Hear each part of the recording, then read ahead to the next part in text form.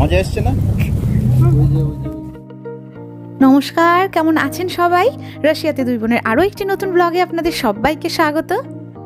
আজ রবিবার আর এখন বাজে দুপুরে 1:30টা।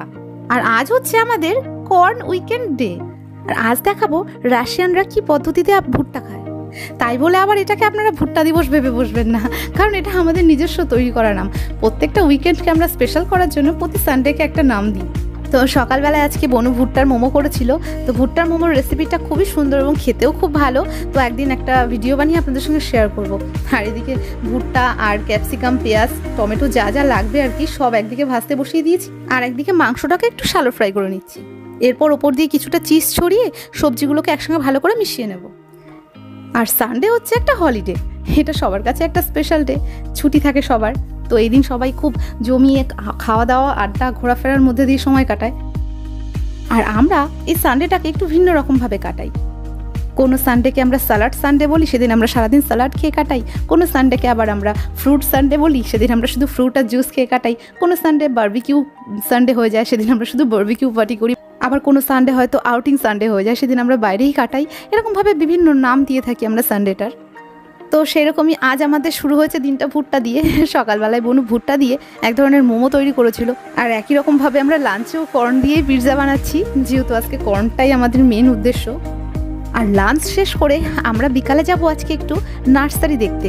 সেখান থেকে কয়েকটা ফুলের চারাও কিনবো। তো নার্সারিটা যেখানে, সেটা পুরোপুরি গ্রামও বলা চলে না, আবার পুরোপুরি শহরও বলা চলে না, ওই মিক্সড বলতে গেলে। আর এদেশে আসার পরে এখনও পর্যন্ত আমার নার্সারি দেখা হয়নি। তো আগের দিন ওইখান দিয়ে যখন আসছিলাম তখন একটা ছোট্ট নার্সারি চোখে পড়েছিল। তা ভাবলাম আজকে যাই, ওখান থেকে কয়েকটা ফুলের চারা কিনে নিয়ে আসি। আর দেখুন, আজ ভুট্টা দিন বলে কাভিয়াংশ ভুট্টা দিয়েই খেলা করছে। আবার বাড়ি ফেরার পথেও কিছুটা ভুট্টা কিনে নিয়ে আসতে হবে, কারণ রাতেও ভুট্টা সেদ্ধ আর হচ্ছে স্যুপ খাবো আমরা। আর আজ আমরা পিৎজা বানানোর জন্য ফয়েল পেপার ইউজ করিনি, কারণ অনেক সময় কি হয়, ফয়েল পেপারও লেগে যায় অনেক সময় পিৎজার নিচে। তো আজ আমরা বাটার পেপার ইউজ করেছি, এটা খুবই ভালো। আর দেশে থাকতে তো সবসময়ের জন্য ভুট্টা কিনে এনে পুড়িয়ে খেতাম, ওই একটু গায়ে লবণ আর একটু লেবু মাখিয়ে নিতাম। ও স্বাদটা দারুণ ছিল। কিন্তু এদেশে আসার পরে দেখলাম এরা আবার ভুট্টাটাকে একটু অন্য পদ্ধতিতে খায়। তাই ভাবলাম আজ সেইভাবেই খাবো। আর এদেশের মানুষরা যেভাবে ভুট্টাটাকে খায় সেভাবে খাওয়াটা প্রচুর হেলদি।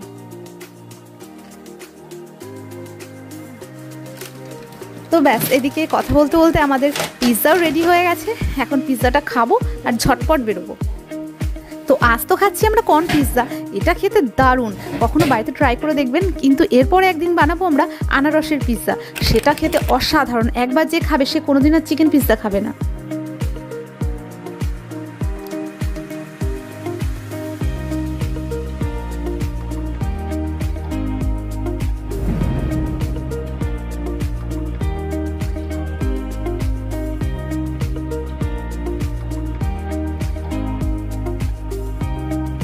তো আমরা এখন রয়েছি টেকনোলজিস্কি ইনস্টিটিউটে। এখান থেকে আমরা যাব নেভিস্কি প্রসপেক্ট, সেখান থেকে গোস্তিনি দৌড় হয়ে আমরা যাব বেগোভায়া। আর এদিকে দেখুন নতুন ফ্ল্যাট বিক্রি হচ্ছে 6.9 মিলিয়ন রুবেল করে। তো আমরা আগে ভাবতাম হয়তো এখানে ফ্ল্যাটের দাম, নতুন ফ্ল্যাটের দাম অনেক বেশি। তো দেখলাম খুব যে বেশি তা নয়।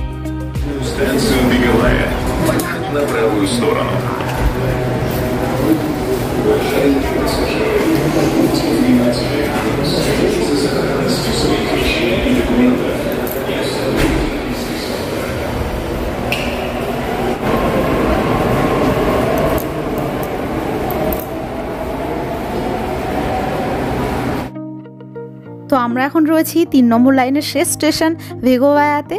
স্টেশনটা এত সুন্দর আর এত কালারফুল, দেখে চোখে ধাঁধা লেগে যাচ্ছে। এই স্টেশনটাতে আসতে আমাদের সময় লেগে গেল প্রায় 45 মিনিটের কাছাকাছি।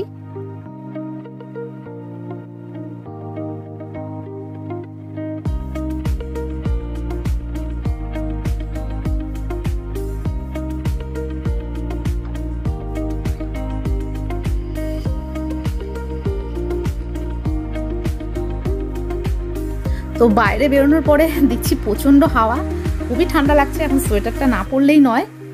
আর আজকে ওয়েদারটাও বেশ খারাপ, খুব যে ভালো তা নয়। মাঝে মাঝে একটু সূর্য মামার দেখা পাওয়া যাচ্ছে, আর বেশিরভাগ টাইম এরকম মেঘলা আকাশ। এই দেশে তো আবার গরম আর শীতের দু রকমের সোয়েটার থাকে। গরমকালে সোয়েটার হালকা, শীতের সোয়েটারগুলো একটু ভারী আর মোটা।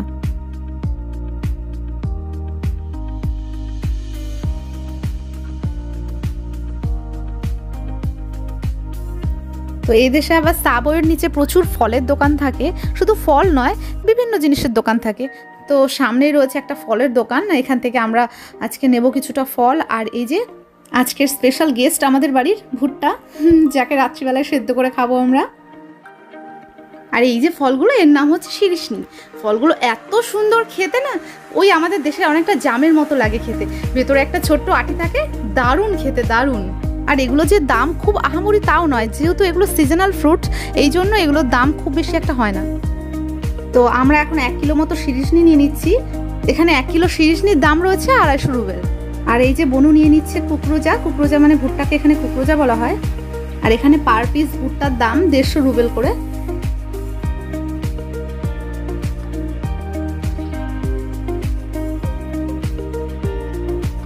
তবে এখানে আঙুর ফলটার দামটা একটু বেশি, সবুজ আঙুরটা 350 রুবেল করে, ওটাও আমরা 1 কিলো মতো নেবো এখন। আবার কালো আঙুরটার আবার দাম কম, ওটা আবার 250 রুবেল করে। আবার পাশেই রয়েছে ওই ফলগুলো, ওগুলোর নাম স্লিভা। ওগুলো আবার আমাদের বাড়ির নিচেই গাছে হয়েছে, তো ওগুলোও কিনতে হয় না। সঙ্গে আপেল, নাশপাতি এগুলোও কিনতে হয় না, কারণ গরমকালে ওগুলো আমরা গাছ থেকে সবসময়ের জন্য পেরে খাই।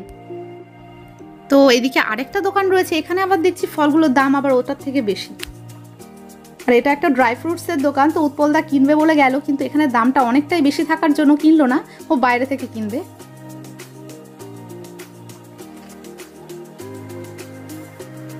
তো আমরা তো ন্যাচারালি ভুট্টা পুড়িয়ে খাই, তো এখন দেখাবো রাশিয়ানরা কিভাবে ভুট্টাটাকে খায়। ওরা কি আমাদের মতো পুড়িয়ে ওরকমভাবে লেবু লবণ দিয়ে খায়, না অন্য কোনো প্রসেসে? তবে এখানে রাশিয়ানরা খুব হেলথ কনসিয়াস, ওরা মশলা জাতীয় জিনিস খুব কম খায় এবং লবণও পরিমাণে খুবই অল্প খায়। তো এই যে ভুট্টাটার কথা বলছি, ওরা ভুট্টাটাকে স্টিম করে খায়। আর এই স্টিম কর্ন নাকি হেলথের জন্য খুবই ভালো। তো এই যে হচ্ছে সেই স্টিম করার মেশিন, যার মধ্যে কর্নগুলো স্টিম হচ্ছে। তো আমরা বাড়িতে গিয়ে মোমো স্টিমারে করে স্টিম করে নেব কর্নগুলোকে। আর এখানে steam corn per piece 100 Rubel করে। তো আমি যেহেতু এখনো পর্যন্ত কোনোদিন স্টিম কর্ন খাইনি, তাই জন্য আমার জন্য ভাইয়া একটা স্টিম কর্ন নিচ্ছে।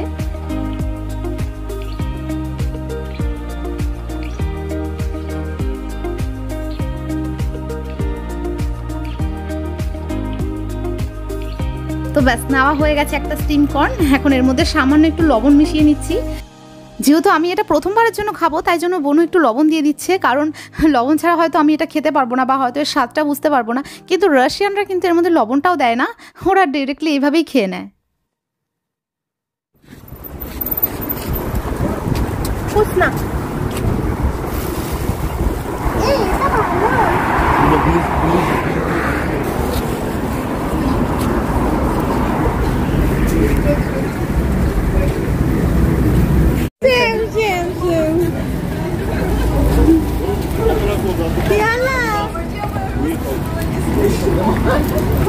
পাচ্ছে না, মহিলারা হেল্প করতে হলো না, পড়ে গেছিল।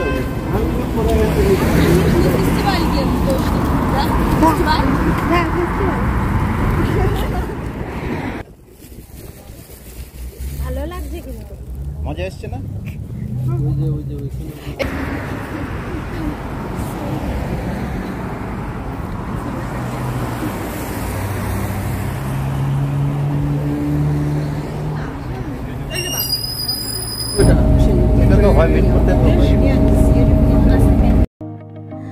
তো এভাবে বয়েলড ফুডটা খেতে যে এত ভালো লাগে সেটা আগে জানতাম না।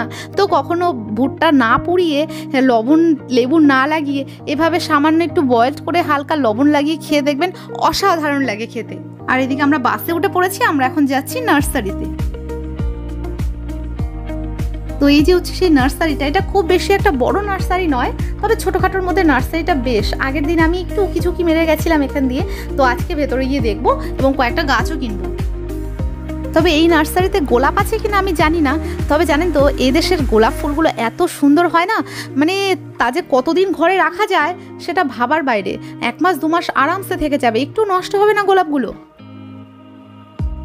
আর জানেন তো এখন যেহেতু গরমকাল, এই কারণে এটা এখন বাইরে মনে হচ্ছে এরকম বাইরে উঠানের পরে লাগানো রয়েছে ফুল গাছগুলো, কিন্তু যখনই শীত পড়ে যাবে না, তখন এটাকে সুন্দর করে গ্রিন হাউসের মতো করে শেড দিয়ে ঢেকে দেওয়া হবে, যাতে গাছগুলো নষ্ট না হয়।